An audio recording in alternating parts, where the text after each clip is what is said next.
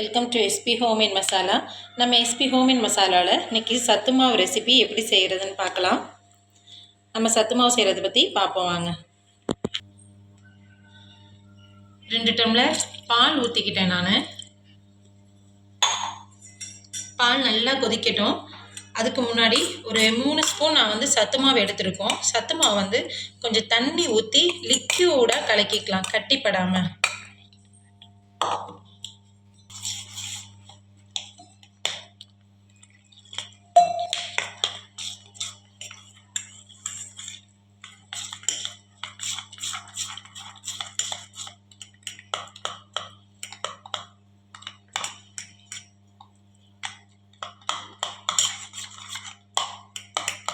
பாருங்க, இந்த மாதிரி தான் நல்லா லிக்யூடாக கட்டி இல்லாமல் கலக்கிக்கணும்.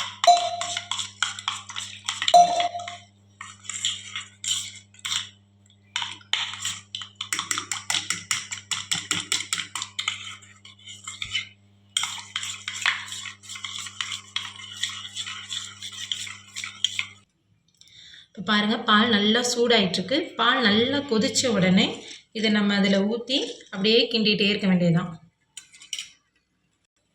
இப்போ பால் நல்லா கொதிச்சிருச்சு. கொதித்த உடனே நம்ம அந்த லிக்யூடாக வச்சுருந்த சத்து மாவை இதில் ஊற்றிடணும்.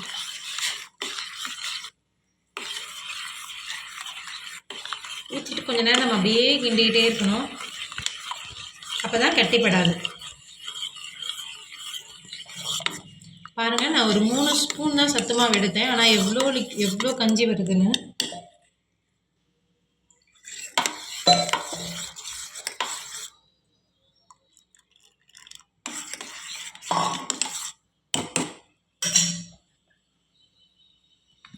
தேவையான அளவு கொஞ்சமாக உப்பு போட்டுக்கலாம்.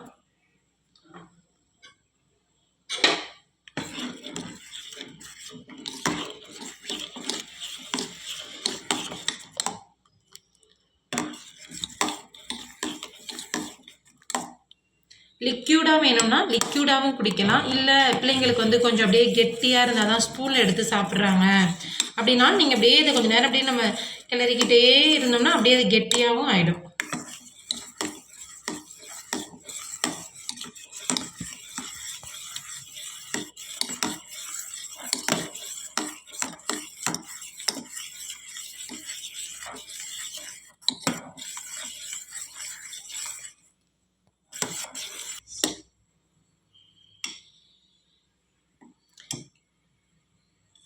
லைட்டாக கொதி வருது பாருங்கள். இப்போ நான் நாட்டு சர்க்கரை தான் நாங்கள் யூஸ் பண்ணுவோம்.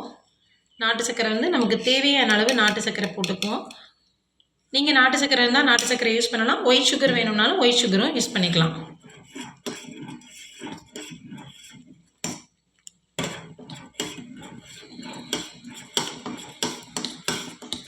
காலையில் நம்ம பிள்ளைங்களுக்கு காஃபி டீக்கு பதிலாக இந்த சத்து மாவு கொடுத்தோம்னா உடம்புக்கும் ரொம்ப நல்லது பிள்ளைங்களுக்கு.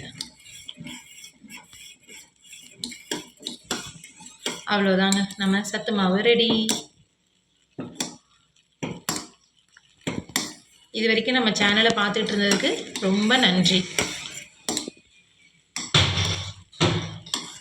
தேங்க்யூ.